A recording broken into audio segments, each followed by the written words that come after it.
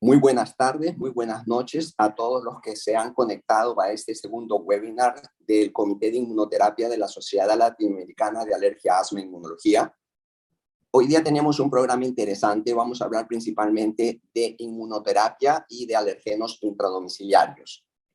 La persona que dirige la mesa junto a mí es la doctora María Isabel Rojo. Y en primer lugar vamos a tener la charla del doctor Ruperto González Pérez. Él es especialista en alergología e inmunología vía MIR, cursado en el Hospital Universitario 12 de Octubre de Madrid en el año 2001. Posteriormente tuvo un doctorado en medicina, una maestría en gestión clínica, es experto universitario en asma grave de la Universidad San Pablo de Madrid, coordinador de la unidad de asma grave del Servicio de Alergología del Hospital Universitario de Canarias, parte del Servicio de Alergología del Hospital Universitario de Canarias, Tenerife, responsable de la gestión alergológica del área norte de la isla, y está en actividad privada en la Clínica de Alergia y Asma Alergocan y Hospital Rambla desde el año 2002. Adelante, por favor, Ruperto, y muchísimas gracias por aceptar nuestra invitación a esta charla que estoy seguro va a fascinar a todo el mundo. Adelante. Bueno, muchísimas gracias al doctor Gereda y a la doctora Rojo por su amable invitación para poder compartir esta charla con todos ustedes. Voy a intentar compartir la pantalla para ver si podemos, se puede ver. A ver, por aquí. Vamos a ver.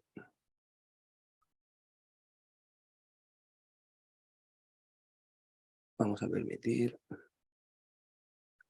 Perdón, que estoy intentando compartirla. Vamos a ver. A ver, perdonen que estoy aquí intentando abrirla. Eso es. Y no sé si la pueden ver ahora. A ver. A ver. Vamos a ver. Perdonen que vuelvo a compartir aquí. A ver si nos sale. Vamos allá.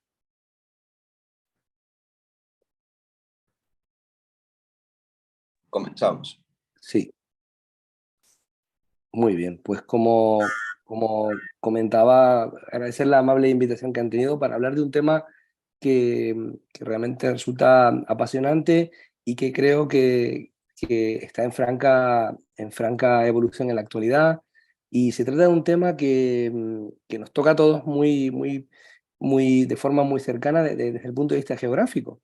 Entonces, desde este punto de vista, intentaré dar unas pinceladas sobre estos aspectos que luego podremos abordar en el debate y con una mayor tranquilidad.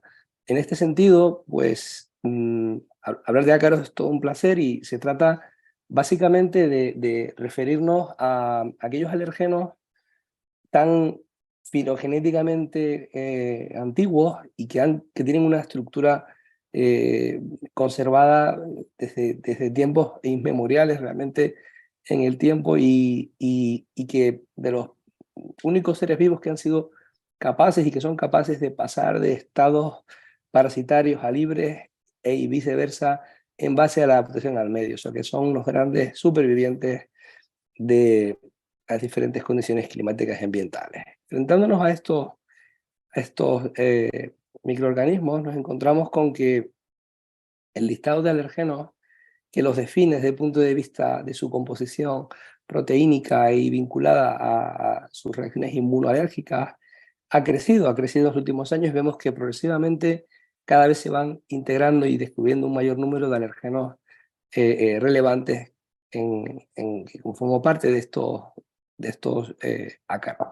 No solamente para la familia de dermatofagoides, que es obviamente la más estudiada y mejor conocida, sino también para el resto de familias de ácaros con las que convivimos diariamente en nuestra práctica clínica, como Blomia tropicales, Euroglyphus, Glycifagus. Vemos, por tanto, que esto es un reino que está en franca y en directo evolución desde el punto de vista de su dinámica. No solamente desde el punto de vista alergénico, sino también de sus isoformas. Y claro, llegados a este punto y con esta complejidad, pues nos encontramos al borde de la medicina de precisión llegada a nuestro tiempo. Y para ello, pues, así que nos basamos en diferentes herramientas que ya nos proponen diferentes guías europeas e internacionales, consensos internacionales muy bien escritos, en el cual a partir de esto la clínica nos proponen, por un lado, el uso de técnicas diagnósticas in vivo, como puede ser el test de Prick, o in vitro, como pueden ser las IgE específicas. Y en este sentido, en base a este diagnóstico, pasaríamos a un segundo punto en el cual utilizaremos el diagnóstico molecular, del cual entraremos un poquito más en comentarios un poquito más adelante, y valorar la posibilidad de un diagnóstico con un challenge, si es necesario, para confirmar una sospecha diagnóstica determinada. A partir de ahí, tendríamos un diagnóstico y una potencial respuesta o oportunidad terapéutica para nuestros pacientes. Y bueno, este algoritmo que parece tan sencillo, pues como comentábamos, a veces no lo es tanto. Si esto es un trabajo que realizamos hace unos años ya, y en el cual quisimos ver cómo diagnosticamos a nuestros pacientes. Vemos que todos trabajamos en países, en lugares diferentes, disponemos de diferentes extractos, y lo que nosotros nos encontramos es que cuando mirábamos las bandas en las que comparamos diferentes extractos diagnósticos de distintas casas comerciales, pues nos encontrábamos que el dibujo es completamente diferente en cada una de ellas. Sí, veíamos bandas enteronícinos a partir de 15 kilodalton, a partir de 24, 25 kilodalton también, enteronícinos, que pueden corresponder a alergenos mayores, pero también vemos que hay diferencias morfológicas y estructurales a nivel de cada una de ellas. Por lo tanto, estamos hablando del mismo tipo de extracto, pero que vemos de diferentes bandas según tal. Y esto también ocurre cuando lo realizamos en ras de inhibición, con lo cual, bueno, pues los extractos de blomia y de teronicinos presentan diferentes composiciones debido a que son extractos de tipo biológico. Esto puede ser uno de los problemas, y bueno, en el día a día, pues cuando tenemos el paciente que viene por la consulta y que tiene su sensibilización con dermatitis, con rinitis o con asma, y que está sensibilizado a dermatofoides, pues la Academia Europea nuevamente, desde el punto de vista molecular, nos propone un algoritmo de decisión basado en el diagnóstico para tomar también una determinada opción terapéutica. Esto es interesante porque es un algoritmo propuesto para los países templados. Luego comentaremos hasta dónde podemos llegar con estos países templados, porque las barreras cada vez parecen que están un poquito más difusas. Y bueno, pues el algoritmo que proponen aquí, pues básicamente, dependiendo de la positividad de alérgenos completos en PRIC frente a Terenicinos o Farinae, pues proponen también la realización de un CRD, un diagnóstico molecular, y en base a esto, al mismo tiempo proponen si hay una sensibilización a DERP1, DERP2 o DERP23, pues indicar inmunoterapia frente a estos ácaros. Por el contrario, si son negativos y el DERP1, 2 y 23 son negativos, perdón, y el DERP10 es positivo, pues puede tratarse de un fenómeno de reactiva cruzada y no se recomendaría la inmunoterapia. ¿Qué pasa en el grupo de aquellos que son negativos tanto en extracto completo como cuando realizamos el diagnóstico molecular? Pues que a los que son positivos se les va a recomendar inmunoterapia, igual que ocurre en el primer grupo, mientras que los que son negativos habría que explorar otra serie de alérgenos. Claro, no es tan sencillo explorar otra serie de alérgenos, evidentemente. Y esto es un problema que ya desde hace bastantes años nos encontramos en publicaciones, en este caso asiáticas, y es que estudiaban cómo el repertorio de reconocimiento de epítopos y de alergenos variaba en base a también la patología. En este caso se trata de niños, ¿verdad?, estudiados en Singapur, donde como todos saben, hay una tasa muy elevada de polisensibilización alergénica con un predominio de blomia, y se encontraba de una forma muy interesante que cuanto mayor número de patologías se sumaban, el número de respuestas a reconocimiento e identificación de alergenos también variaba, con lo cual 2 o 3 más respuestas se incrementaban en base a 2 o 3 diagnósticos de forma simultánea. O sea que este es nuestro patrón inicial que comentábamos con nuestro paciente ideal en clima, vamos a decir, templado, pero claro, en la realidad que tenemos en el día a día de consulta, en áreas tropicales y subtropicales, pues vemos que la cosa no es así. Vemos que el paciente habitual que tenemos en consulta, aparte de estos dermatofagoides, también tiene blomia, tiene Lepidoglyphus destructor, que antes comentábamos, tiene también Tirófagus, y pues también encontramos algo de Queiletus, el ácaro este depredador del que muy poco sabemos actualmente. Con lo cual el paradigma de diagnóstico no resulta tan sencillo. En ese caso, ¿y esto por qué puede ser? Bueno, yo trabajo en una isla muy pequeña, en medio del Atlántico, y estamos rodeados de mar, con lo cual las condiciones, como saben, son subtropicales, y efectivamente el perfil de polisensibilización en este área es marcadamente acarino, seguido de la sensibilización a gato y a perro, por ese orden, y los polen estén en cuarto lugar. Estas condiciones climáticas pues son las que perdón, condicionan la tasa de polisensibilización y la diferencia, presencia y la prevalencia de diferentes especies de ácaros simultáneamente en los colchones de diferentes partes de las localidades de la isla. Bueno, y si volvemos al algoritmo, a la derecha, recordar el algoritmo de un país templados, pero en los trópicos vemos como ya se añade el factor Blomia, que siempre tiende un poco a desestabilizar. Fíjense como aquí el patrón es mucho más complejo.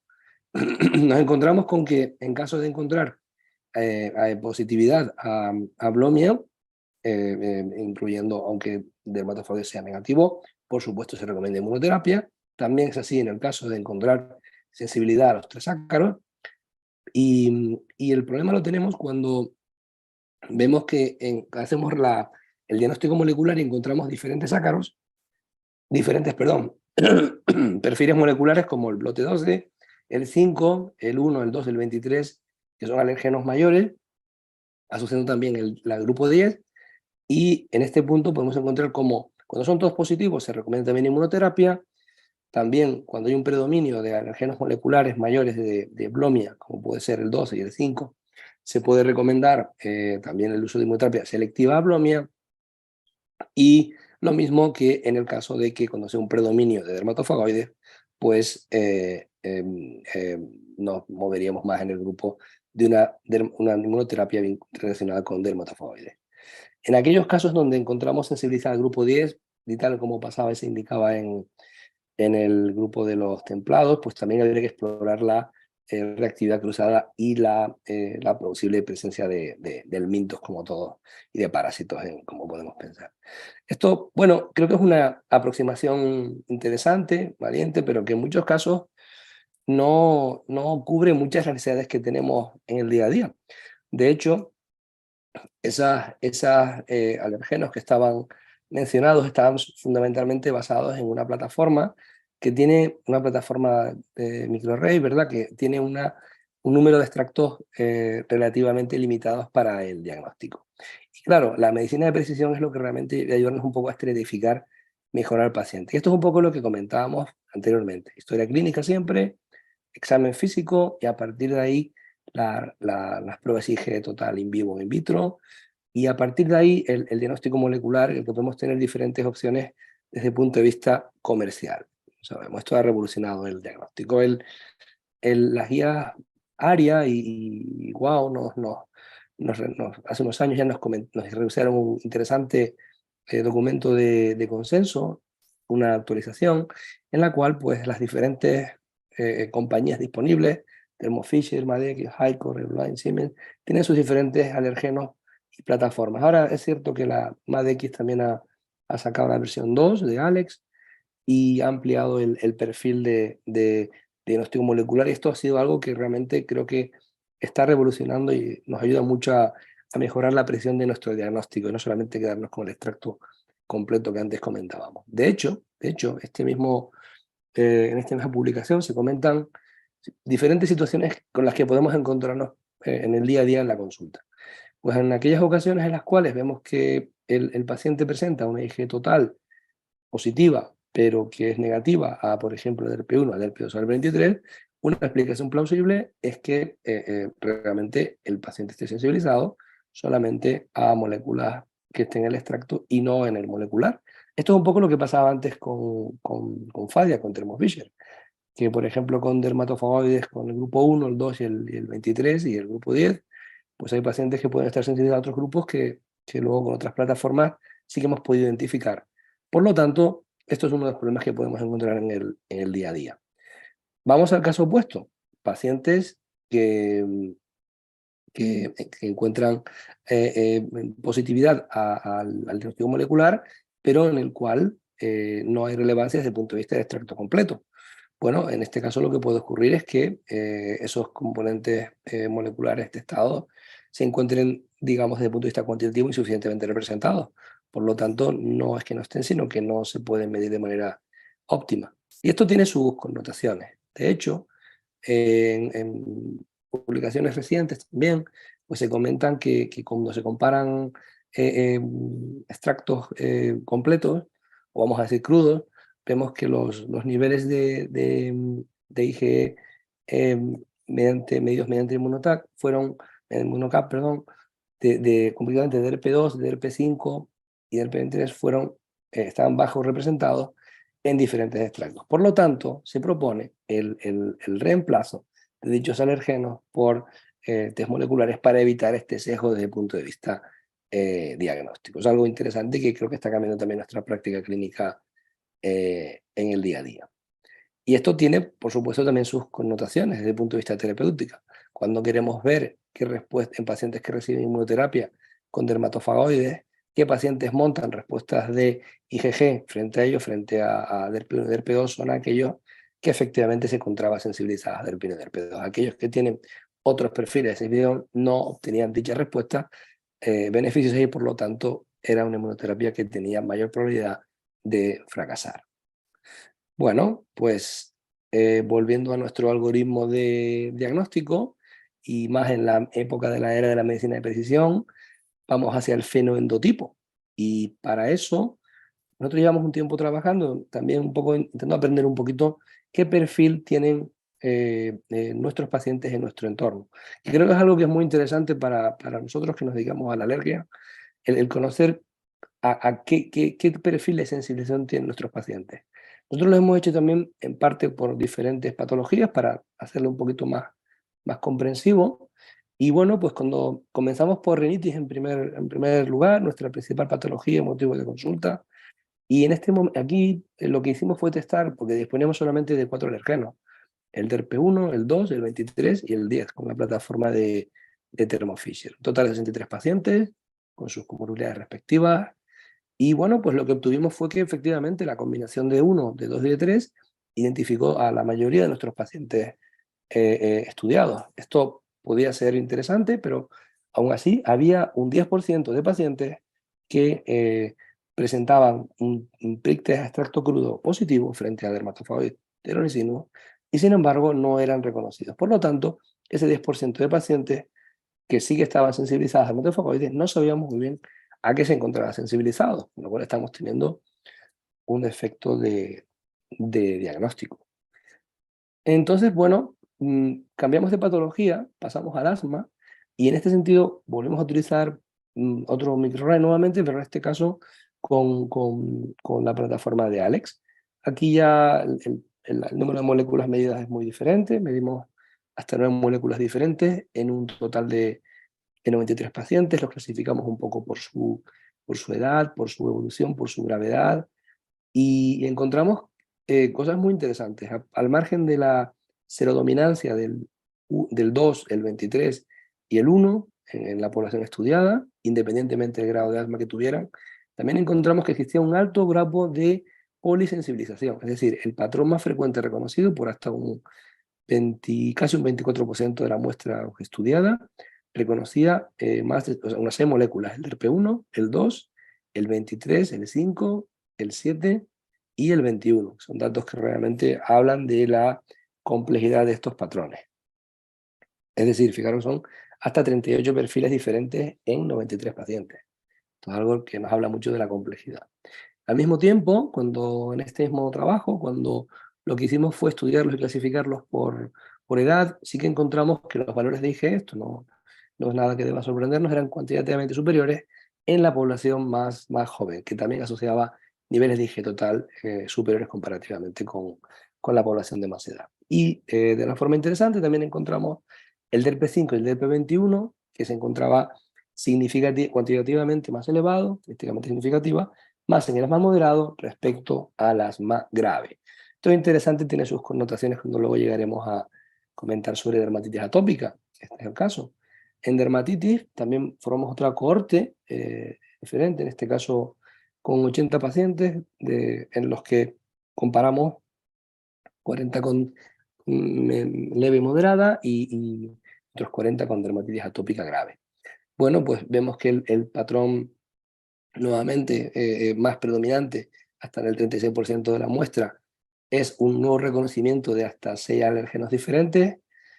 Aquí la importancia nuevamente, el DERP23, vamos, nos aparece muchísimo, el DERP20 también es un alérgeno que en este caso resulta llamativamente alto en ambos grupos y sí que había algunos datos interesantes. Por ejemplo, los valores de DERP1, de DERP2, del 5 y del 7, y del 21 y el 23, sí que fueron cuantitativamente superiores en la dermatitis atópica grave respecto a la dermatitis atópica leve moderada, cosa que con las más graves no pudimos confirmar. Sí es cierto que bueno, algunas publicaciones nos querían indicar, sobre todo en poblaciones pediátricas, que el DERP23 se estaba vinculando a asma grave. Nosotros, en nuestra población al menos, no hemos podido tampoco vincularlo. Y por otro lado, me imagino que todos estarán preguntando un poco qué pasa con el DERP11, ¿verdad? Que se ha sido también como un marcador subrogado de dermatitis atópica, pues en nuestra población DERP11 no apareció en ninguna de las muestras que hemos estudiado y lo hemos mirado por actividad pasiva y esto habrá que, bueno, pues contrastarlo con otros estudios que también hay en Asia, que también pues van en esa un poco esa dirección y bueno, diferentes poblaciones, diferentes resultados, no hay otra.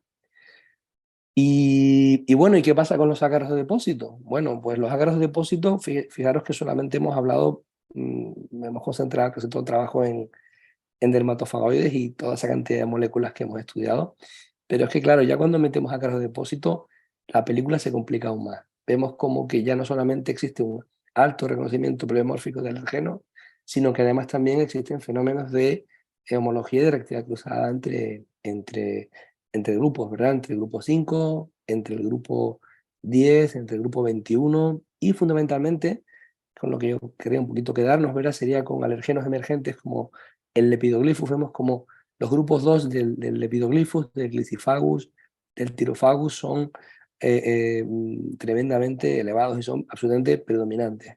Es cierto que el diagnóstico molecular nos propone una sensibilización genuina, pero es complicado ver cómo estos pacientes reconocen con tanta facilidad este grupo 2 en tantos alérgenos. Sería muy interesante el poder disponer de otros grupos de alérgenos en ácaros de depósito, que yo, insisto, lo de ácaros de depósito es una denominación que también ya creo que deberíamos un poco plantearnos, porque creo que a ustedes les pasa igual que a nosotros aquí en Canarias, que son ácaros que no están en el silo, no están en el almacén, los tenemos en casa, los tenemos en el colchón de casa. Por lo tanto, siguen siendo también ácaros domésticos en nuestro entorno del día a día, y no solamente en ámbitos rurales, sino también en ámbitos urbanos, que son también los hemos encontrado. De hecho, esta muestra corresponde a pacientes urbanos. Bueno, que en definitiva, en esta muestra de 133 pacientes, lo que hemos encontrado es ese perfil nuevamente de complejidad y simplicidad de diferentes grupos, de homólogos, y considerando la homología entre los grupos 5 y 21, hasta más del 61% de los individuos mostraron una IgE cross-reactiva y un grupo 5 con blomia y dermatofagoides. Esto es interesante. En otros estudios previos que hemos realizado, encontramos que teníamos bandas alrededor del bloque 4, cosa que es un alérgeno que actualmente no tenemos disponible comercialmente para estudiar en nuestra población, pero que en ocasiones encontramos series de pacientes que mostraban bandas más en torno al bloque 4 que incluso respecto al bloque 5 considerado el alérgeno mayor de blomia, como todos ustedes bien conocen.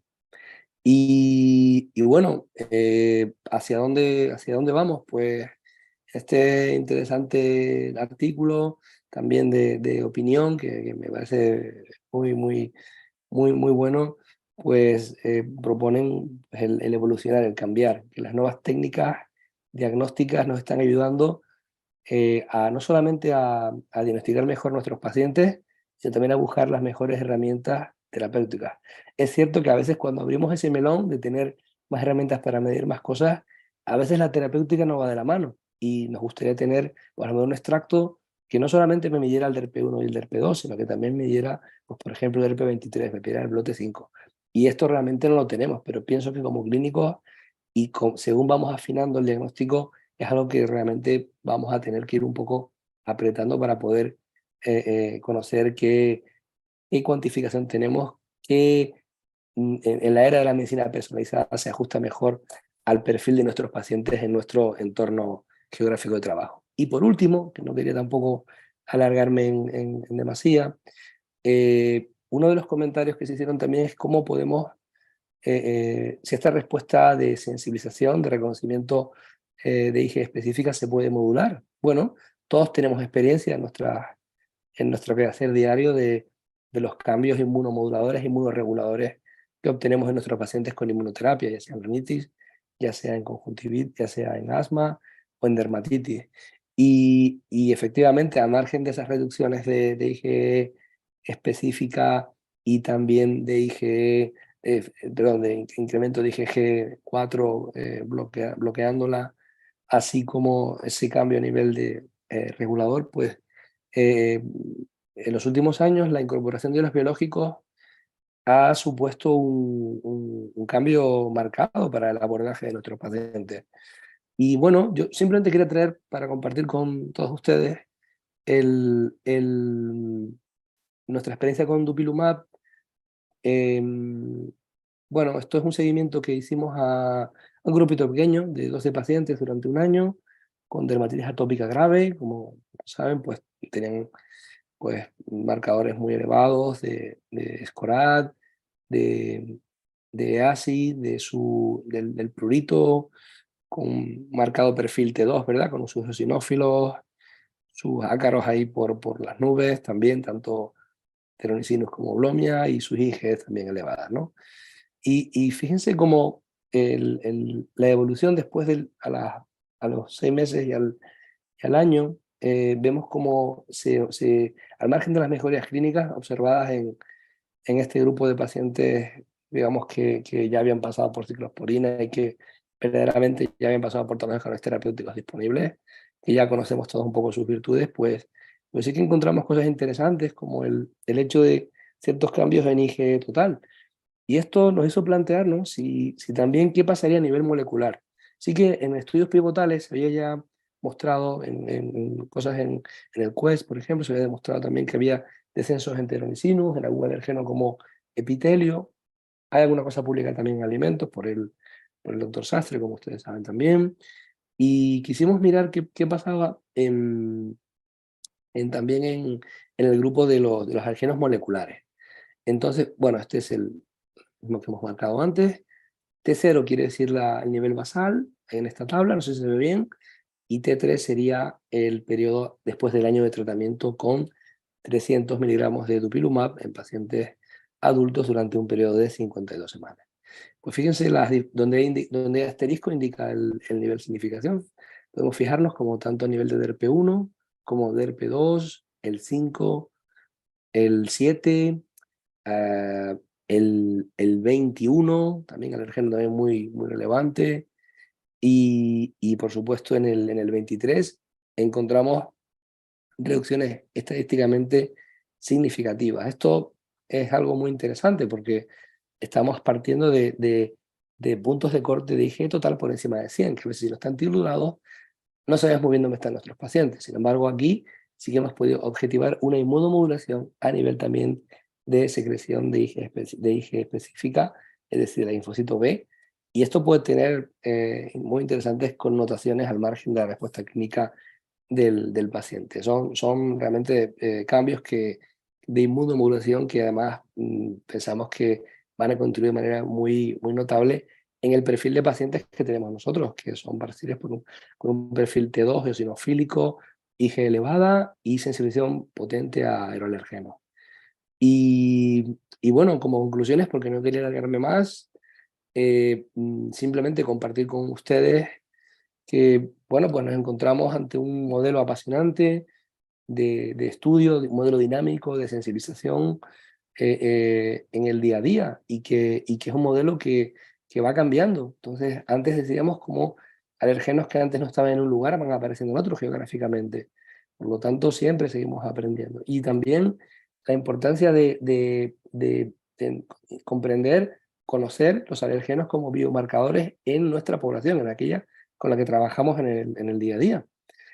Por lo tanto, el fenotipado local nos resulta absolutamente fundamental para aprender más sobre nuestros pacientes y sobre todo también ver qué respuestas terapéuticas podemos ofrecerles dependiendo de qué área geográfica. Por tanto, claro, nosotros somos, digamos, nuestros especialistas en nuestras áreas y bueno, buscando una metodología común es como todos realmente podemos aprender y mejorar más para ayudar a nuestros pacientes.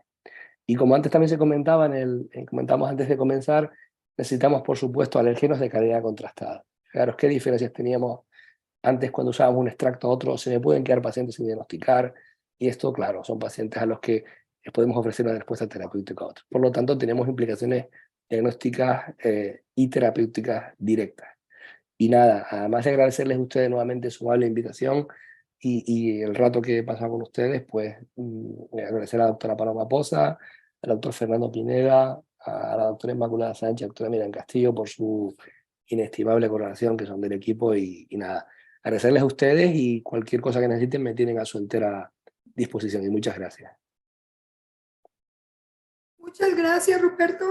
Es una plática muy interesante que nos deja a todos pensando porque cada vez es más complejo, más específico, pero más complejo. Vamos a dejar las preguntas al final, si no tienes inconveniente. Agradezco mucho a mi compañero José Jereda que me presentó al inicio y voy a tomarme la libertad de dar paso a la siguiente plática, que es a cargo de la doctora Silvia Uriarte Obando. Ella es médico de la Universidad Peruana de Cayetano Heredia, especializada en alergología en el Hospital Universitario Fundación Jiménez Díaz de Madrid, España, con un doctorado en medicina por la Universidad Autónoma de Madrid, maestría en investigación e inmunología por la Universidad Complutense de Madrid y actualmente labora en la Clínica Delgado en Lima, Perú. Doctora Silvia, es un placer que esté con nosotros. Muchísimas gracias por acompañarnos. Y ella va a tocar el tema de inmunoterapia a alérgenos de animales domésticos como perro y gato. Doctora, bienvenida. Los micrófonos son suyos. Muchas gracias por la invitación. Es un placer estar esta noche con ustedes. Así que voy a pasar a compartir pantalla.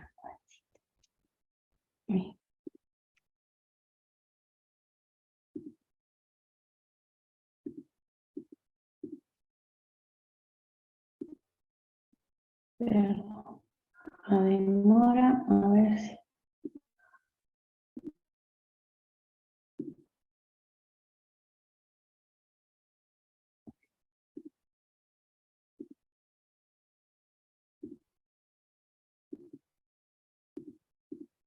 Ya estoy.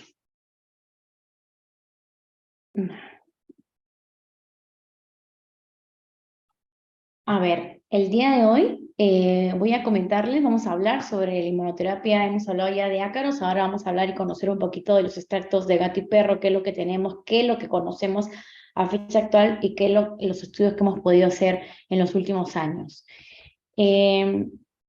Vamos a ver, no tengo conflicto de intereses con esta charla, así que sabemos ya todos los presentes en esta charla que la inmunoterapia, como bien ha podido ya mencionar el doctor Ruperto, las indicaciones de la inmunoterapia específica con alergenos siempre hay que tenerlas presentes. Hacer un correcto diagnóstico de nuestros pacientes es lo más importante. La rinitis, conjuntivitis y asma alérgica son las indicaciones de la inmunoterapia, asimismo la alergia a Veranomenópteros. Ya conocemos todos cuáles son los objetivos de la inmunoterapia específica. Yo les voy a comentar dos estudios realizados en pacientes alérgicos a gato y perro con síntomas de rinitis y asma, en los cuales aplicamos inmunoterapia, ya sea gato o perro, en el cual hemos logrado publicar junto con el doctor Sastre hace unos años atrás 2 estudios, y los cuales voy a detallar. No sin antes hacer una introducción, qué es lo que conocemos bibliográficamente, qué nos dice la literatura científica a fecha actual. Pues los estudios que tenemos, a diferencia de gato y pólenes, son bastante antiguos, son muy pocos. A lo justo llegamos a una docena de estudios aproximadamente con extracto de gato, pero al menos tenemos data, ¿no? Nos vamos a remontar al siglo anterior, a 1984, donde la primera publicación la hace Valovierta, con un extracto de perro que lo aplica en un estudio con 27 pacientes, 15 activos. Bueno, aquí hace un detalle, a grosso modo una tabla que es un resumen, si nos ponemos a detallar nos damos toda la charla, y en el cual sí vio datos clínicos que de eficacia clínica había disminución en la sensibilidad conjuntival, había disminución en la hiperreactividad cutánea bronquial, perdón, en pacientes con alergia a perro. Okay, entonces sí existen datos representativos y que nos dicen que la inmunoterapia gato y perro sí es efectiva, se vio eficacia clínica.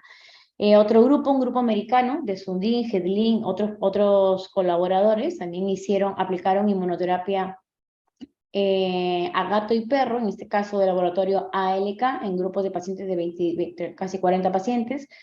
Estos pacientes tenían asma alérgica, y en el cual en los pacientes que recibieron inmunoterapia con gato se observó que había disminución en la hiperreactividad bronquial a gato. Asimismo, también se observó que estos pacientes toleraban 11 veces más la exposición al gato pasada ya el inicio del tratamiento. En este grupo de pacientes, ya estos autores vieron que la inmunoterapia a perro no se dieron cambios en la hiperreactividad bronquial a perro. Entonces, sí se vio que había tendencia a menos sintomatología, pero no habían cambios en la hiperreactividad bronquial. Este mismo grupo fue siguiendo a estos pacientes, este grupo americano, en el cual también vieron cambios a nivel inmunológico. En el grupo de gato y perro no se observó variación en la sensibilidad cutánea al paso de los años, es decir, se vio una mejoría clínica al primer y segundo año, pero a un tercer año ya no había mayor diferencia clínica, es decir, ya no había mayor disminución en la sensibilidad cutánea ni la hiperreactividad cutánea, ni incremento en la inmunoglobulina E, pero sí se vio un cambio a nivel de la inmunoglobulina G, que sí había variación. O sea, aumentaba la IgG, que es lo que se cuantificó, era una IgG total, no era desglosada ni por subgrupos. Este estudio de este grupo valoró también, ya se dio cuenta que la mejoría se daba más en los pacientes alérgicos a gato que en los pacientes que recibían inmunoterapia a perro. Otro grupo, Faugar, en el año 92, utilizó inmunoterapia también de gato y perro alutar de ALK, usó una pauta cluster, en los otros pacientes fueron pautas RASH, en pacientes con asma alérgico, y en el cual también observaba que había disminución en la hiperreactividad bronquial en pacientes con alérgicos a gato, pero no veía cambios en la hiperreactividad bronquial en pacientes alérgicos a perros que recibían inmunoterapia a perro. Un segundo estudio que nos comprobaba y nos decía que la inmunoterapia a perro no se veía tan eficaz en comparación con la de gato. En el año 1994, el doctor Álvarez Cuesta, en el Hospital Ramón y Cajal, también utilizó la inmunoterapia de alutar, ALK, esos fueron pacientes con rinoconjuntivitis y asma de gato, en el cual sí observó disminución en sensibilidad cutánea, observó disminución en sensibilidad conjuntival, observó disminución en la hiperreactividad bronquial a gato, se hicieron técnicas de metacolina, no hubieron datos significativos, pero sí la hiperreactividad bronquial en general sí disminuyó. Hubo disminución en la puntuación de síntomas y medicación. Respecto a los estudios que estoy refiriendo, algunos estudios sí nos reportan qué concentración de alergeno, en este caso el alergeno mayoritario es el FeLD1, sí se cuantifica. En otros estudios no aportaban estos datos, otros nos daban otros datos de otros alergenos, ¿no? En el caso de Álvarez Cuesta nos dice que la concentración de alergeno que utilizó fue en dosis de mantenimiento, ojo, es de 13.2 microgramos de FeLD1. Eso nos vamos a necesitar para más adelante la explicación que les vaya a dar. Luego otro estudio de Barney en el año 97, en el cual utilizó un extracto también de ALK alutar, en el cual la cuantificación era de 15 microgramos de FeLD1, fue aplicada en pacientes con rinitis con o sin asma, alérgicos a gato, utilizó una pauta convencional y siguió observando que había disminución en sensibilidad cutánea, en sensibilidad conjuntival, y también había disminución en la puntuación de síntomas.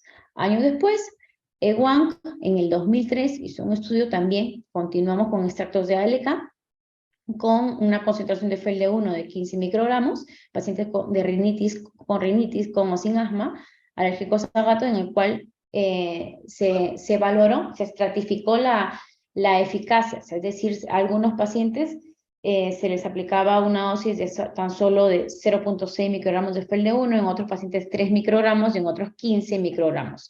En los pacientes que recibieron la dosis tan solo de 0.6 microgramos de FeLD1 no hubieron cambios clínicos, a diferencia de los que recibieron 3 o 15 microgramos de FeLD1. En el caso de ellos sí hubo disminución en la sensibilidad cutánea, se dio un incremento en la IgG4 a gato, aquí sí ya medimos también IgG4, pero en pacientes que recibieron dosis a partir de 3 microgramos a 15 microgramos. Respecto a la IgE, que hubo cuantificación, no hubo variación con ninguna de las dosis. Respecto a los antiguos estudios, vemos que no tuvimos datos de la concentración de alergenos en el caso de los estudios de Balovirta con extracto de perro.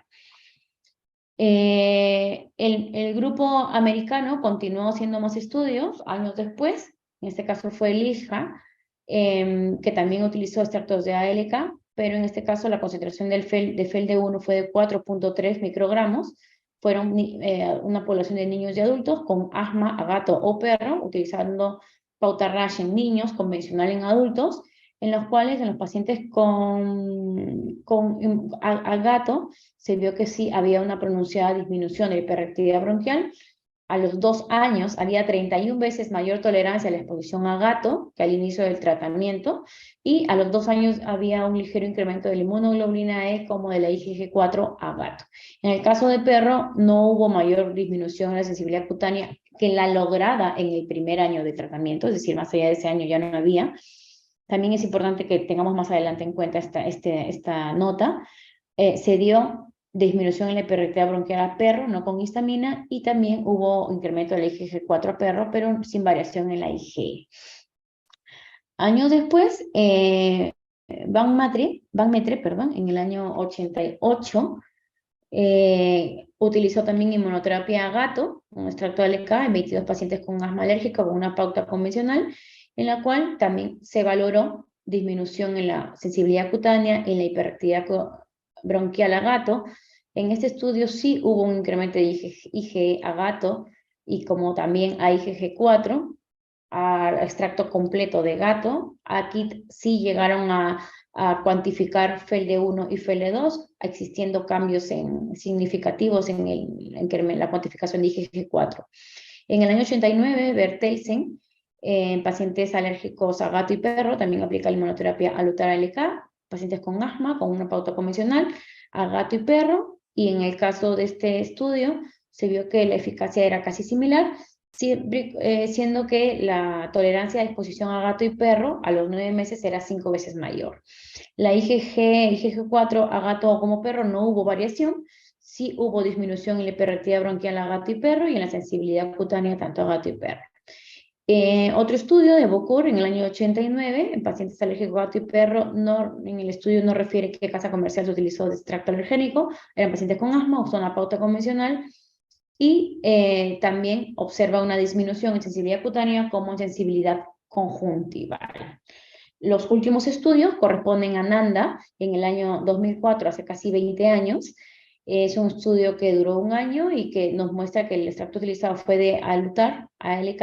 La concentración fue de 15 microgramos de FeLD1, eran pacientes de rinitis con o sin asma. Utilizaron una pauta clúster premedicada, y en la cual se observó clínicamente que sí había disminución en sensibilidad cutánea, incremento IgG4 a gato, hubo disminución en la puntuación de síntomas en provocación nasal. Y el último estudio que tenemos es un estudio similar al que explicamos, que habían 3 grupos, de LEN-A en el 2006, eran pacientes alérgicos con asma por perro, en el cual se utilizó un extracto de Hollister, que sí tenía una cuantificación de 15 microgramos de CAN F1, también la pauta fue de clúster premedicada, Se utilizaron 3 pautas de 0.6 microgramos, 3 microgramos, 15 microgramos, fueron 3 grupos de pacientes que recibieron. Los pacientes que recibieron 0.6 microgramos no hubieron cambios significativos. Sí se vio en los pacientes que recibieron 3 y 15 microgramos que hubo disminución de sensibilidad cutánea. Se dio incremento de la IgG4 en dosis en pacientes, aquí sí se vio curiosamente en pacientes que recibieron 0.6 microgramos y 15 microgramos de CanF1, perdón. Hubo una menor secreción de IL-4 y no hubieron cambios en la puntuación de síntomas, IgE, proliferación linfocitaria, secreción de interferón gamma, interleuquina 10, 5 y ni en otras producciones de citoquinas. Es decir, no se vio clínicamente mejoría en esos pacientes. Entonces, rápidamente voy a detallar dos estudios grandes que realizamos en pacientes alérgicos a gato y perro. Son en el hospital, en la Fundación Jiménez Díaz, junto con el doctor Sastre. La descripción, la metodología de nuestro estudio fue un estudio en vía real, sin grupo control, de tipo prospectivo y descriptivo, pacientes alérgicos, ya sea con rinitis o asma, a gato o perro, en los cuales se les aplicó inmunoterapia. En la pauta utilizada fue una pauta RASH, y que nos ayudamos de la aplicación con una bomba de infusión que nos facilitó la administración y acortar los tiempos de las dosis de inmunoterapia. La inmunoterapia fue aplicada según las indicaciones de las guías de la EASI, y previamente hubo firma de consentimiento informado por los pacientes, y fue un estudio aceptado por el Comité de Ética de nuestro hospital. La seguridad fue monitorizada mediante las reacciones adversas, sean local o sistémicas. Las inmediatas fueron valoradas en nuestro mismo hospital de día, y las tardías mediante una llamada telefónica. Aquí les puedo mostrar la bomba de difusión que utilizamos. Fue una bomba de difusión en la cual aplicábamos la jeringa de tuberculina de 1 mililitro, y según la dosis la íbamos graduando a una velocidad acorde a que sea una infusión que dure 30 minutos. Cabe recalcar que la inmunoterapia utilizada aquí fue de Alutar, del laboratorio ALK Billo, Madrid, y siempre utilizamos viales de mantenimiento. A lo que vamos es que pasamos de una pauta convencional que el laboratorio nos indica que hagamos que el paciente debería hacer 14 visitas, en la cual hacemos dosis ascendentes poco a poco, que es lo que solemos conocer y utilizamos, hasta llegar a una pauta, a una dosis de mantenimiento a las 14 semanas. Lo que nosotros realizamos fue acortamos estas visitas de 14 visitas, pasamos a 3 visitas, cada 2 semanas, en la cual a la tercera dosis los pacientes llegaban a la dosis de mantenimiento, la cual es 1 mililitro o 100.000 SQ. Repetíamos por seguridad esta pauta al mes, y a las 2 semanas, perdón, y a la siguiente mes ya el paciente ya recibía la pauta sin bomba de difusión, es decir, como cualquier inmunoterapia con inyección, ¿no? Entonces aquí mostramos gráficamente cómo eran las pautas, es decir, abreviamos de 14 visitas a 3 visitas, en la cual llegábamos en la tercera visita a la dosis de mantenimiento. Estos pacientes no recibieron premedicación y siempre fueron monitorizados en nuestro hospital de día durante 30 minutos. La eficacia clínica en estos pacientes fue valorada, lógicamente tuvimos un análisis basal de los pacientes antes de iniciar la inmunoterapia, a los 6 y a los 12 meses de recibir la inmunoterapia. En esos pacientes se les realizaron pruebas respiratorias como la espirometría, el test de broncodilatación y la fracción exhalada de óxido nítrico. También a estos pacientes se les aplicó cuestionarios, el SPRINT15 para monitorizar rinitis, el AQLQ de calidad de vida en asma, el ACT, el test de control de asma, la escala visual analógica, puntuación de síntomas como uso de medicación. Asimismo, creamos una escala en la cual valoramos la respuesta de inmunoterapia según la variación mínima en cada uno de los cuestionarios.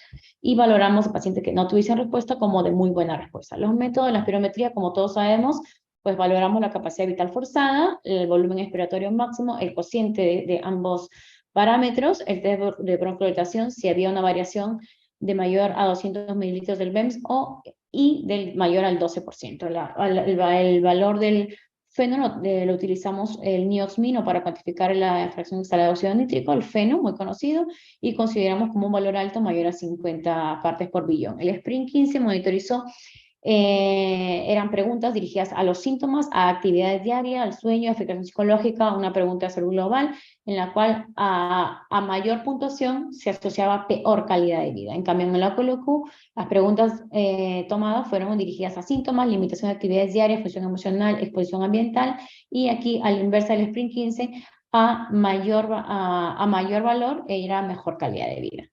El ACT fueron 5 preguntas en la cual menor a 19 nos indicaba un mal control, escala visual analógico de 0 al 10.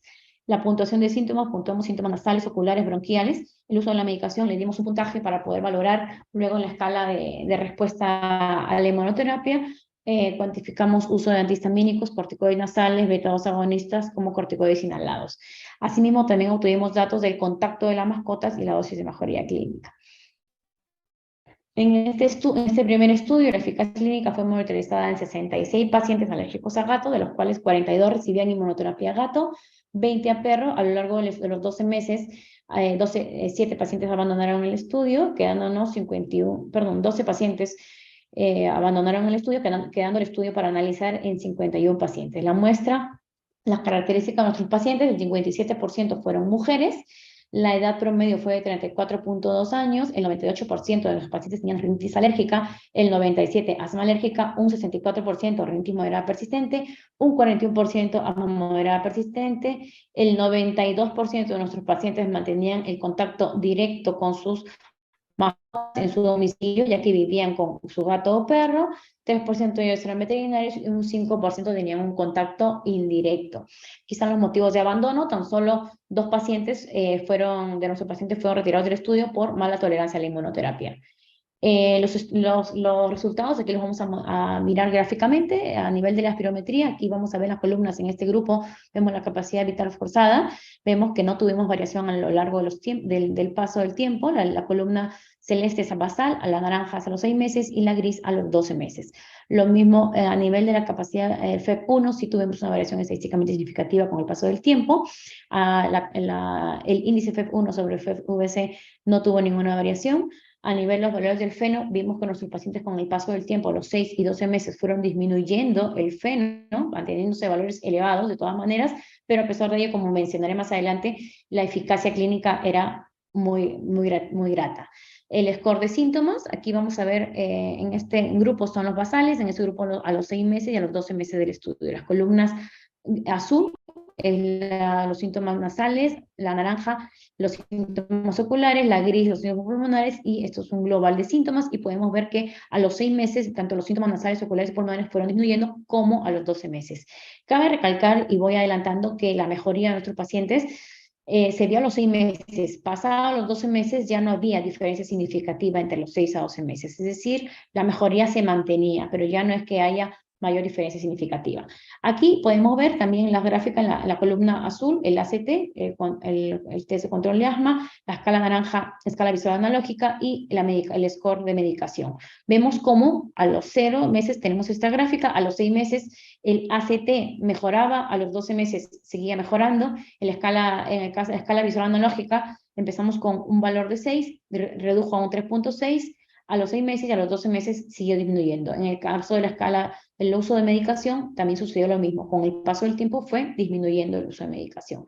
Aquí está la gráfica ampliada del uso de la medicación. Vemos que el uso de la medicación de rescate, sobre todo los antihistamínicos, que es la línea celeste, con el uso de los beta-2 agonistas, fue disminuyendo con el paso de los tiempos, a los 6 meses y luego a los 12 meses. Esto es el global de los síntomas. Y todos los datos fueron estadísticamente significativos. Respecto al Spring 15, el Spring 15, aquí vemos agrupados las preguntas de síntomas. La columna azul respecta a la escala inicial, la naranja a los 6 meses y la gris a los 12 meses. Vemos cómo con el paso del tiempo las preguntas de síntomas en el Spring 15 fueron disminuyendo y las diferencias fueron estadísticamente significativas. Las actividades diarias también podemos ver cómo cae. La pregunta respecto al sueño también cómo cae, el impacto psicológico también, y la pregunta global también. Todos estos datos fueron estadísticamente significativos, respaldándonos que nuestros pacientes tenían a menor puntaje, es mejor calidad de vida en el caso del Spring 15. A diferencia en la QLQ, vemos cómo la dinámica de color es la misma que para el Spring 15. Entonces vemos como aquí en las preguntas de limitación de la actividad, como con el paso del tiempo va aumentando. Aquí en el caso de la QLQ, a mayor valor, mayor calidad de vida. Mejor calidad de vida, perdón. Entonces vemos que en las preguntas de actividad, de limitación de la actividad, el paciente mejora, respecto a los síntomas mejoran las preguntas, función emocional también mejora, el estímulo ambiental mejora y lo global también mejora. Todos los datos Todas estas mejorías están asociadas con datos estadísticamente significativos. Según lo que habíamos compartido, la escala que habíamos hecho respecto a la respuesta a la inmunoterapia, vimos que el 67% casi de nuestros pacientes consiguieron una muy buena respuesta a la inmunoterapia con gato y perro. Pudimos ver que la mejoría subjetiva en este estudio fue la 5ª dosis, aproximadamente, según nuestra pauta, sería a la 3ª dosis de mantenimiento, es decir, aproximadamente al 4º mes notaron una mejoría. Vuelvo a recalcar que a nuestros pacientes nunca les prohibimos que retiren al animal o el contacto con la mascota. Todos mantuvieron el contacto directo o indirecto según el caso durante todo el estudio. El contacto directo, vuelvo a repetir, fue casi de un 92%. Luego, como hemos visto y mencioné, dije que teníamos que tener en cuenta que en los otros estudios veníamos viendo que la inmunoterapia con gato, a diferencia que la del perro, iba mucho mejor, pues en nuestro estudio también obtuvimos esos mismos datos. Hicimos una correlación estadística, ¿ok? Respecto a la inmunoterapia de gato versus la inmunoterapia con perro, y vimos que nuestros pacientes con inmunoterapia con gato, el 51% presentaron muy buena respuesta en comparación a las de perro, que era mucho menor. Es decir, nuestro estudio también observó que la inmunoterapia a gato era mucho más eficaz que la inmunoterapia a perro. Entonces, aquí hemos hecho un resumen nuevamente de las tablas que he descrito. Básicamente es una repetición, pero los estudios del pasado, qué cosa es lo que han valorado, en este caso, valorar de sensibilidad cutánea y hiperactividad cutánea. Esto es un resumen, vuelvo a repetir, ¿no? Y lamentablemente, no, como podemos ver en estos estudios, ven sensibilidad cutánea, conjuntival, hiperactividad bronquial. Nuestro estudio solamente se podría asemejar al estudio de el doctor Álvarez Cuesta, en el cual valora puntuación de síntomas, uso de medicación también, ya que no tenemos un estudio comparativo que haya podido valorar espirometría, FeNO, Sprin15, QLQ, ACT, EVA. Entonces, podríamos hablar lo mismo con el doctor Álvarez Cuesta, que él sí llegó a observar también mejoría con los pacientes con gato, a lo mismo que nosotros lo hemos podido observar. Entonces, también mencionar que nuestros pacientes lograron tener una mejoría observable a los 6 meses, y esa mejoría fue mantenida. No se da más una mejoría estadísticamente significativa a los 12 meses.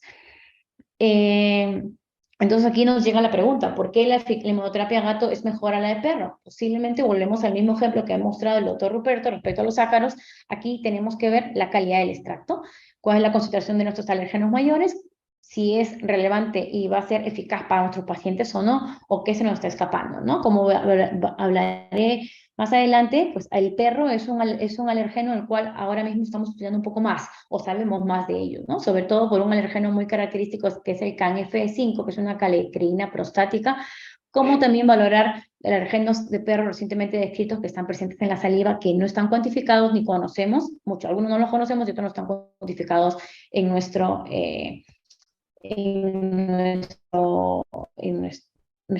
conocimiento. Asimismo, como mencionaré más adelante, esta eficacia clínica también va asociada a la seguridad de la inmunoterapia. Voy a permitirme ampliar un poquito el tema sobre mencionar específicamente por el alergeno por el perro. Estamos muy familiarizados con el diagnóstico molecular, está además que hable acá. Esto es una tabla de los alergenos que conocemos a fecha actual. Sé que cada vez hay más. Conocemos, hace unos años, hace más de 8 años, realicé un estudio con el doctor Sastre sobre relevancia clínica del perfil molecular con nuestros pacientes alérgicos a gato, perro y caballo, y nos encontramos con muchos resultados muy alentadores y que nos puede ayudar a conocer más a nuestros pacientes, ¿no? A fenotipar posiblemente, si sería la palabra más correcta aquí a nuestros pacientes, ¿no? Fenoendotipar también es lo que estamos ahora hablando, ¿no? Vimos que, por ejemplo, nuestros pacientes que reconocían CAN-F1, que eran un alto porcentaje de nuestra serie, estaban muy asociados con rinitis persistente, pacientes que reconocían CAN-F2, diagnóstico de asma, CAN-F3, asma moderada, en el caso del CAN-F5, rinitis persistente, rinitis moderada severa, ¿no? Y que nos ayudará más adelante a conocer y a diagnosticar y sobre todo dirigir bien a nuestros pacientes, ¿no? En esos pacientes asociamos otro grupo de pacientes más grande, los juntamos y valoramos también en ellos, sobre todo para este estudio de diagnóstico molecular, para valorar prevalencia de los alergenos. En otro estudio que estamos hablando, solo cuantificamos FELD1, FELD2, FELD4 de alérgenos de gato como CAN F1, CAN F2, F3 y F5 a perro. Acá analizamos varios pacientes y en el cual obtuvimos que el 83% de nuestros pacientes reconocían FELD1, por lo cual es un marcador primario de alergia a gato. Un grupo más reducido reconocían la albúmina de FELD2, 26%, en el caso de FELD4 el 50%, en el caso de CAN F1 vimos que CAN F5 se comportaba como un alergeno mayoritario. El 63% de nuestra muestra reconocía CAN F5, a la vez que el 79% CAN F1, y de este grupo hay una cosa muy llamativa que mencionar, que el 21% de nuestros pacientes fueron monosensibilizados a CAN F5. Esto es muy importante porque si es un paciente alérgico a perro y lo voy a vacunar con vacuna de perro, tendré que tener la certificación que nuestra vacuna contiene CAN F5 si es que este paciente está monosensibilizado con F5, porque de nada me sirve aplicarle una vacuna común y corriente que tiene CAN F1 que no va a hacer nada con este paciente. Entonces, esto es una tabla también de diagnóstico molecular que tenemos a fecha actual respecto en pacientes en estudios de alergia a animales, en el cual vemos datos que, por ejemplo, estar sensibilizados a albúminas se relaciona a un peor pronóstico en pacientes niños con dermatitis atópica, por ejemplo. Entonces, en nuestro estudio, en esta prevalencia, vemos que FELD1, CAN F1 y CAN F5 son indicadores de sensibilización primaria en nuestra cohorte, siendo marcadores específicos de alergia a gato o perro. Entonces, voy a permitirme hablar unos datos pequeños, son pinceladas, en la cual estudios que no son datos no publicados, gracias a la colaboración del grupo de Thermo Fisher de Jonas Lidl, pudimos hacer una cuantificación a extractos alergénicos, extractos de diagnóstico de PRIC de gato y de perro, y pudimos observar la presencia en los extractos de ALK, una presencia muy baja de 0.72 microgramos por mililitro de CAN F5, es decir, casi nada. En el caso de Vial Aristegui tenía un poco más, Vial 1.61. Luego, los datos que muestro acá de la concentración de CAN F1 de estos alergénicos son datos que están reportados en la guía de inmunoterapia de la CAIC. ¿Okay? Entonces, podemos ver la diferencia que no tenemos, como nos mostró el doctor Ruperto, el SS-PAGE de sus alergenos, de sus extractos que variaban, pues también sucede lo mismo con el extracto de perro. En el caso del extracto de gato, el ejemplo más básico es que en la misma casa comercial, por ejemplo, en este caso ALK tiene Pangramín y Alutar. Pangramín, su extracto de Pangramín tan solo tiene 2 microgramos de FELD1, en cambio Alutar tiene 15 microgramos. Esos datos también están en la guía de inmunoterapia de la CAIC. Son datos importantes. Es otro dato no publicado, realizado gracias al doctor Manuel Lombardero de ALK Bello, en el cual nos cuantificó, pudimos hacer inmunoblottings de 7 pacientes que estaban monosensibilizados a CAN F5. Entonces, con los extractos que ellos tienen, sí nos reconocieron las bandas. A partir de la banda 3 a 9 son los pacientes que cuantificamos. Vimos cómo sí reconocían los valores del CAN F5. El CAN F5 es una molécula que más o menos tiene 25 kilodalton de peso molecular. ¿No? Son datos no publicados. Entonces aquí entramos mucho en el alergeno del perro CAN F5. Entonces nos podemos plantear los extractos actuales que tenemos, tanto de diagnóstico como tratamiento, PRIC o inmunoterapia, tienen la presencia de CAN F5, es la adecuada concentración eficaz para nuestros pacientes. Es decir, si yo tengo un paciente, vuelvo al ejemplo, un paciente monosensibilizado a CAN F5, en el cual aproximadamente un 20% de la población de alérgicos a perros lo son, si hago un PRIC test que no tenga CAN F5, estoy ante un falso negativo. Si solamente a este paciente le cuantifico CAN F1 y no CAN F5, estoy teniendo una pérdida de diagnóstico. Si aplico una inmunoterapia que tiene CAN F1 y no CAN F5, es un fracaso terapéutico de este paciente. Entonces, otro dato importante es que el CAN F5 está muy presente en los perros machos no castrados, que va a disminuir en los machos no castrados, ¿no? Entonces, si yo testo a mis pacientes a nivel molecular con CAN F1 y CAN F5, abarcaré la mayoría de mis pacientes alérgicos a perros. Respecto a la seguridad, como expliqué, usamos una bomba de difusión para poder hacer una pauta RASH. El perfil de seguridad fue muy bueno, similar a los reportados a otras pautas, a otros estudios que utilizaron pauta RASH, ya sea para gato o perro como con otros alergenos. El porcentaje de la dosis de reacciones locales a gato o perro fue un promedio de 4.9 versus las reacciones sistémicas de 5.2. Cuando los pacientes pasaron a tener a recibir inmunoterapia sin bomba de difusión, es decir, directamente, el promedio de la dosis sistémica fueron similares. Cabe resaltar que nuestros pacientes, no tuvimos ningún paciente con reacción sistémica a inmunoterapia perro. y tampoco los pacientes que recibieron inmunoterapia ya sin bomba tampoco tuvieron reacciones locales ni sistémicas a perro, y posiblemente sea por la concentración del alergeno que tiene los extractos tal. El segundo estudio, rápidamente, porque es casi similar dinámica, utilizamos una pauta ultra rash. También fueron pacientes alérgicos a gato o perro con rinitis o asma. También fue un estudio en vida real, y aquí nos apoyó el grupo del Instituto Karolinska de Suecia, que nos ayudó a hacer la cuantificación inmunológica para valorar los cambios inmunológicos en estos grupos de pacientes.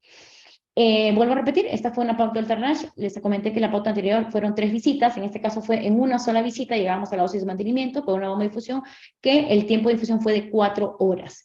Es decir, el primer día, al día 1, ya el paciente estaba con su dosis de mantenimiento.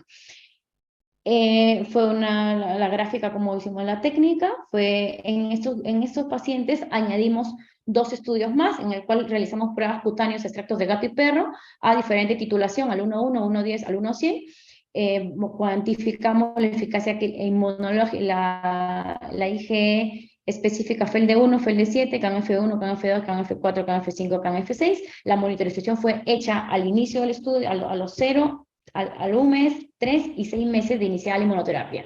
Respecto a las pruebas cutáneas, también hicimos una monitorización a las 24 horas. La eficacia clínica fue hecha con los mismos parámetros respiratorios, los mismos cuestionarios que el estudio anterior descrito. Vuelvo a repetir, al inicio, al 1, 3 y 6 meses.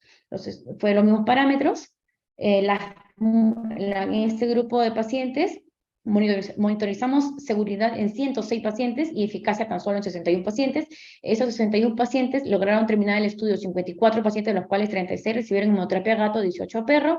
La muestra, las características de las muestras de los pacientes fue casi similar a la anterior. La mayoría fueron mujeres. La edad promedio fue 35.6 años, el 90% de rinitis alérgica, el 62% conjuntivitis, un 82% asma, el 43% tenían una rinitis moderada persistente, un 46% asma leve persistente. En este caso, el 82% de nuestros pacientes tenían contacto y vivían con su gato o perro en casa, 15% ocasional y un 3% contacto indirecto. Aquí abandonaron un grupo de pacientes, aquí están las causas, solamente 2 pacientes fue por mala tolerancia a la inmunoterapia. Y aquí lo nuevo aquí en este estudio es la variación, la cuantificación o los cambios que vimos en las medias geométricas de las páginas. Podemos observar, aquí es el global de los pacientes, podemos ver que la gráfica acá antes de la inmunoterapia, a las 24 horas, al primer mes, al tercer mes y a los 6 meses, a las diferentes titulaciones. La primera línea azul es al 1.1, la naranja al 1.10 y la gris al 1.100. Podemos ver la caída de la media geométrica con el paso del tiempo en todos los pacientes. En el caso del grupo de los pacientes alérgicos a gatos también observamos lógicamente esa caída, y en alérgicos a perros también observamos la caída con el paso de los tiempos a las diferentes titulaciones. También podemos observar, o también valoramos, el índice de tolerancia cutánea. El índice de tolerancia cutánea fue aumentando al paso del tiempo, es decir, necesitábamos más concentración de alergenos en prueba cutánea para brindar el mismo abón de previo a la inmunoterapia. Aquí podemos ver gráficamente las cuantificaciones que hicimos al basal a los 3 meses y a los 6 meses de la inmunoterapia, de la IgG1, IgG2, IgG3, IgG4, la IgG total, como de la IgE de los diferentes alergenos de perro. Y sí logramos ver que sí hubieron cambios, de la IgG aumentó con el paso del tiempo, no fueron drásticamente los aumentos, pero sí pudimos ver en la gráfica cómo fue aumentando con el paso del tiempo diferentes valores. La IgE se mantuvo básicamente, no hubieron variaciones. Tal vez si esa cuantificación lo hubiésemos hecho al primer mes o las primeras semanas, las 2 semanas, se hubiese notado el cambio de la IgE, pero la IgG, las IgGs sí tuvieron variaciones, aumentaron. En el caso de los alergenos de gato, que cuantificamos FELD1 y FELD7, también vimos el mismo patrón, fueron aumentando con el paso del tiempo, IgG1 aumentó, IgG2 aumentó, IgG3 aumentó. La IgE, sí, aquí observamos que disminuyó. Los datos de eficacia clínica, en los casos de pruebas de función respiratoria, no vimos cambios en este estudio, ni al primer mes, ni a los 3 meses, ni a los 6 meses, no hubieron datos estadísticamente significativos. Sí, con la fracción instalada de óxido nítrico, se dio una caída de la media del óxido nítrico, manteniéndose con el tiempo, de todas maneras se mantenía elevada, pero los pacientes mejoraban clínicamente. En el caso de la calidad de vida, vimos cómo los síntomas es la misma gráfica que el estudio anterior, vimos cómo cae las preguntas de síntomas, las de calidad, las actividades diarias, del sueño, psicológico, el total, con el paso del tiempo. En este estudio vimos que los cambios se dieron también al primer y tercer mes. Ya pasado el tercer mes no se dieron cambios estadísticamente significativos, se mantenía la mejoría. En el caso de AQLQ, perdón,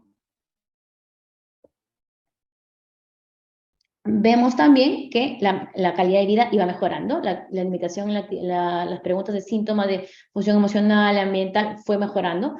Repito que mayor valor en el AQLQ es mayor calidad de vida. Entonces, con el paso del tiempo se va viendo y se repite el mismo patrón, que se ve los datos estadísticamente significativos al primer 3 meses y ya más adelante ya se mantiene. En el caso de la ACT, el test de control de asma, que son las líneas azul, vemos también cómo fue mejorando al paso del tiempo, fue aumentando. En el caso de la escala visual analógica también fue disminuyendo. Empezamos con un valor de 5 y terminamos con un valor de 3. Bueno, aquí se detalle estos detalladamente.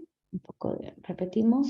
Y aquí vamos al score de síntomas. El score de síntomas, los síntomas de nasales, también vemos cómo fue disminuyendo en el paso del tiempo. La picazón, la congestión nasal fue cayendo, la rinorrea fue cayendo, todo fue cayendo. Los síntomas bronquiales de asma también fueron cayendo. En respecto al uso de medicación, también el uso de antihistamínicos fue cayendo, el uso de gotas fue cayendo. Con el paso del tiempo se obtuvieron datos estadísticamente significativos. El diagnóstico molecular de este grupo de pacientes, volvimos a encontrar que en los alérgicos a perro, encontramos que más del 50% estaban sensibilizados a CAN F1 o CAN F5 y un 25% de nuestros pacientes estaban sensibilizados a CAN F5. En el caso de gato, la mayoría de nuestros pacientes, el 92%, reconocieron FELD1. Respecto al perfil de seguridad con esta pauta, que vuelvo a repetir, fue una pauta ultra rápida, aquí en unos pacientes se les administró sin premedicación y en otros grupos con premedicación. Inicialmente los pacientes alérgicos a gato sin premedicación tuvimos una alta tasa de reacciones sistémicas de un 21%, que con el uso de premedicación baja a un 10%, que es el mismo perfil de seguridad que con nuestra pauta RASH. Respecto a los pacientes alérgicos a perro, tuvimos reacciones sistémicas de un 11% sin premedicación, pero con premedicación pasamos a tener 0% de reacción sistémica. Las conclusiones para finalizar esta charla un poquito larga, lo siento por el tiempo, es que la inmunoterapia subcutánea con alutar con extracto de gato y perro demostró ser eficaz clínicamente a los 6 meses de tratamiento, mantenida a los 12 meses en nuestro primer estudio, mientras que en el segundo estudio la mejoría fue vista en el primer mes de tratamiento y se mantuvo con el paso del tiempo. Cabe resaltar que en estos pacientes nunca retiramos al animal de casa, siempre mantuvieron el contacto directo. La inmunoterapia con gato fue más efectiva, como ha sido descrita en otros estudios, que la de perro, y posiblemente sea por parámetros de calidad de los extractos alergénicos. Asimismo, que FELD1, CAN F1 y CAN F5 fueron alergenos que la mayoría de nuestra población alérgica a gato y perro han reconocido, siendo alergenos mayoritarios, y se considera como biomarcador como anterior. La administración de la pauta rápida con alergenos, usando una bomba de difusión como ha sido nuestro proyecto, presentó un buen perfil de seguridad similar a pautas convencionales como a otras rápidas descritas previamente. El perfil de seguridad de esta pauta ultra rápida con gato y perro mejora si nuestros pacientes son premedicados con antihistamínicos. Asimismo, el perfil de seguridad y eficacia de la inmunoterapia no hemos mencionado en el estudio, pero realizamos una correlación estadísticamente, pero no obtuvimos correlación con el perfil, con el diagnóstico molecular a gato y perro, como se ha encontrado con otros alergenos de polenes. Bueno, las publicaciones que las pueden encontrar y muchas gracias por su atención. Lo siento por el exceso de tiempo.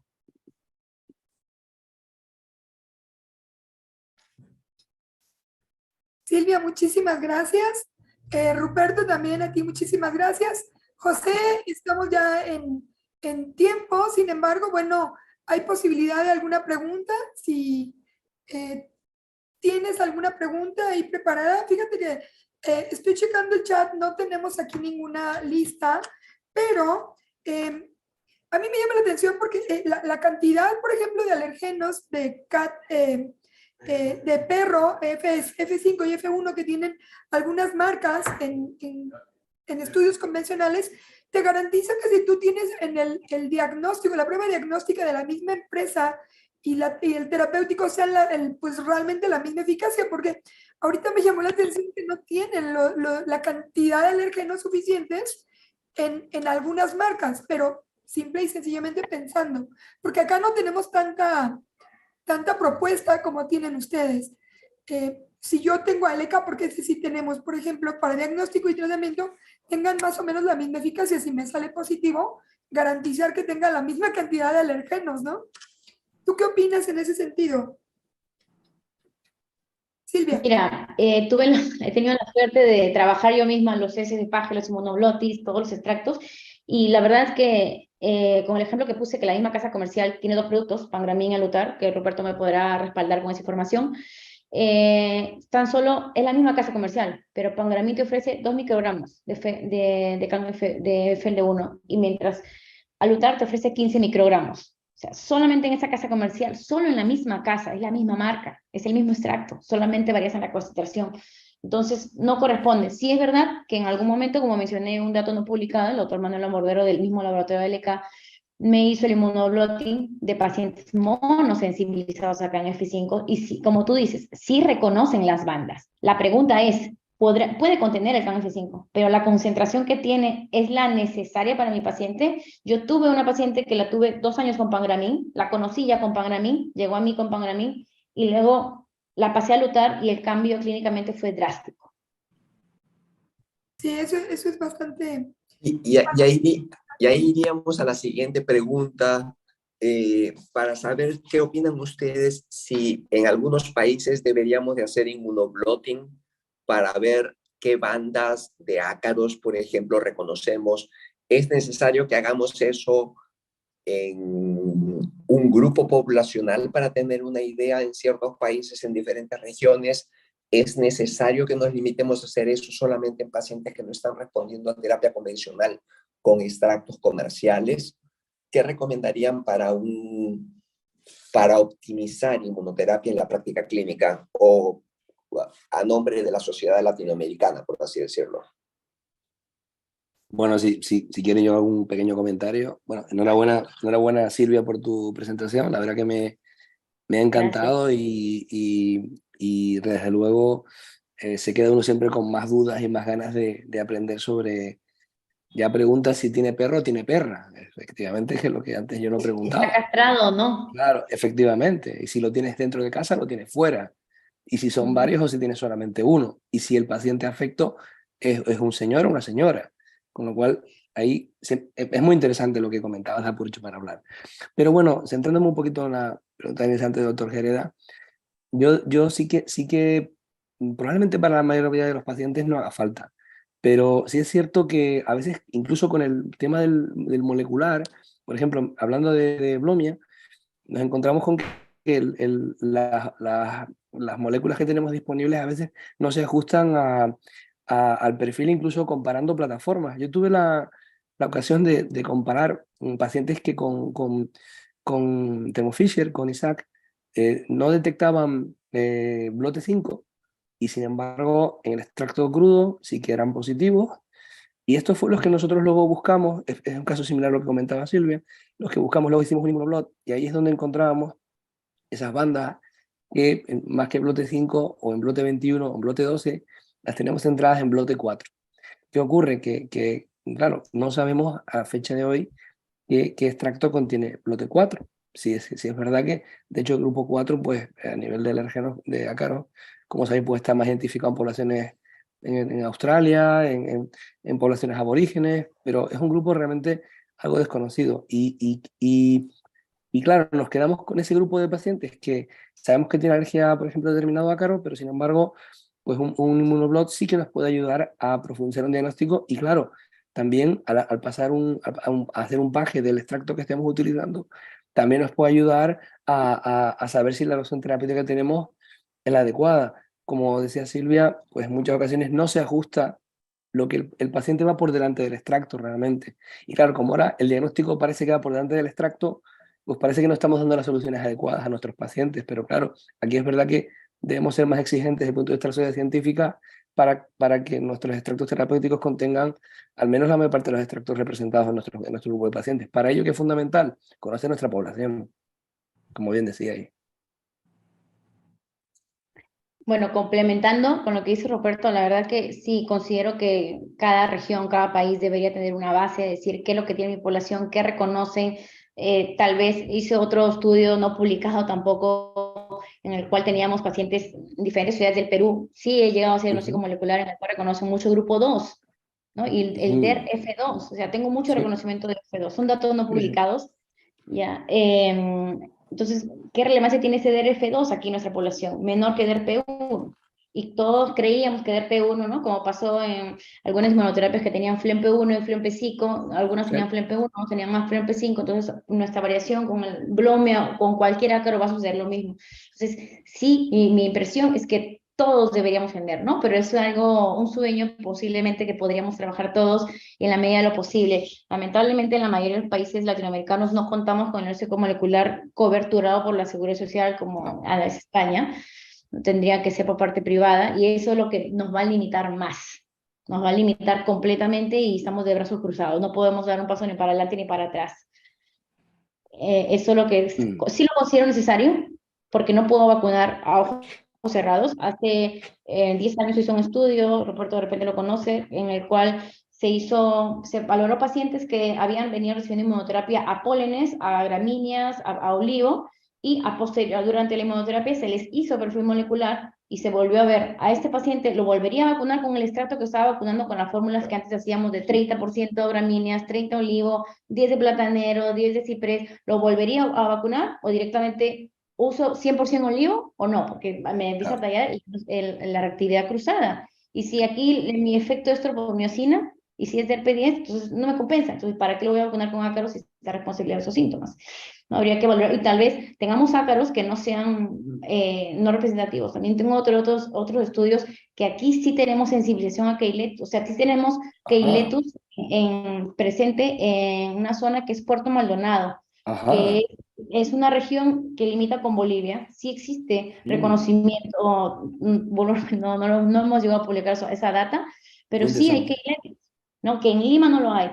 Keiletus no hay en Lima, pero sí la tenemos, y es una alta prevalencia de Keiletus. Entonces, esa población estará representada, estará sensibilizada, tendrán síntomas o directamente no les hacen nada, ya están bañados, ¿no? Por una alta exposición, es gran interrogante, ¿no? Que te salen y dices, algún día lo sabremos. Yo no sé si a ustedes les ocurre, en este sentido que comentas, dadas las limitaciones desde el punto de vista de que no conocemos la composición de los extractos, nosotros aquí en Tenerife, en nuestro servicio, hemos pasado mucho vamos un poco contra la moda, porque desde el punto de vista de la inmunoterapia, porque es verdad que hemos vuelto claramente al extracto nativo, más que al extracto polimerizado, dado que vemos que, claro, al estar más expuestos a esos diferentes extractos, conseguimos pacientes que están teniendo que recibir dosis por encima de las recomendadas por el fabricante, pues a lo mejor son 0,5 lo que llevan, pues los tengo con 0,6, con 0,7,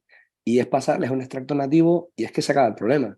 Al menos con ácaros nos ocurre. No sé si ustedes tienen esa impresión de devolver un poco al nativo, sobre todo en rinitis y en asmas que no van bien del todo bien.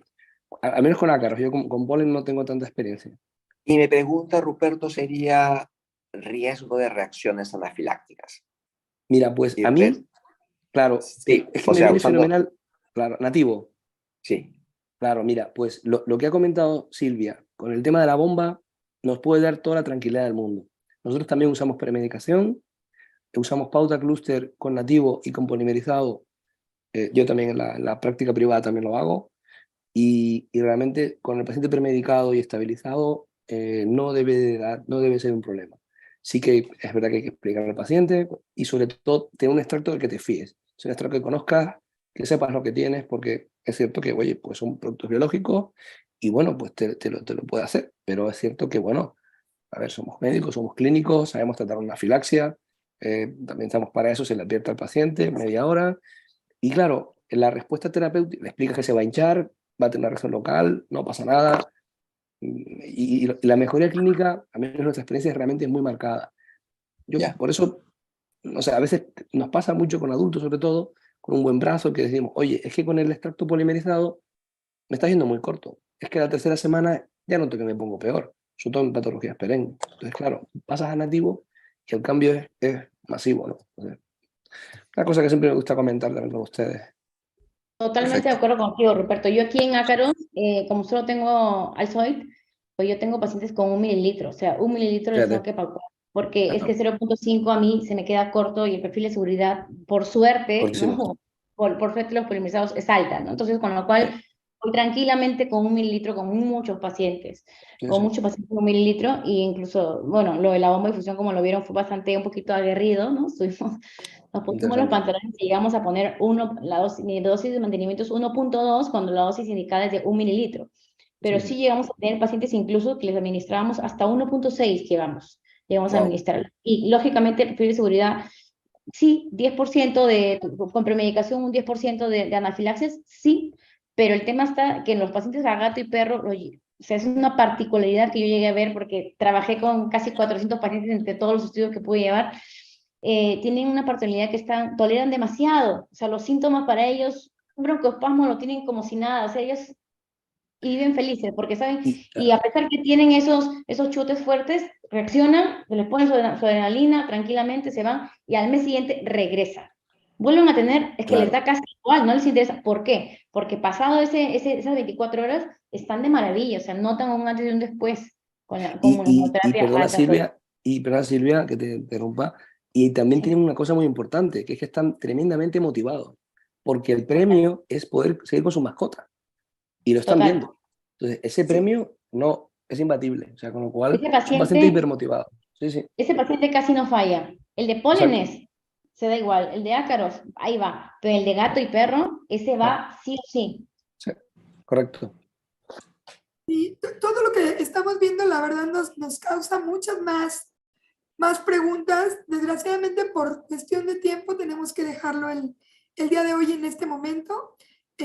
La verdad es que me gustaría que sigamos platicando un montón, porque hay un montón de cosas en relación incluso al tipo de inmunoterapia, porque veo que muchos estudios están hechos en subcutaneas y en muchos casos pues usamos sublinguales y ver las diferencias que hay dramáticas en eficacia en una y otra, que sería a lo mejor tema de otro webinar. Estoy profundamente agradecida por sus presentaciones. Muchísimas gracias a ambos. José, eh, despiden Igual, todos. muchas gracias por participar, muchas Muchas gracias gracias. por el tiempo que han dedicado para estas presentaciones y encantados de volver a tenerlos en un programa futuro. Muchas gracias, muy buenas noches a todos los asistentes. Hasta luego. Igualmente. Igualmente, Gracias. muchas gracias. Buenas Gracias por la tardes, buenas noches. invitación. Gracias, Un muchas gusto, gracias por la Roberto. invitación. Un Ya, gusto, José. Silvia. Adiós, María. Hasta ahora.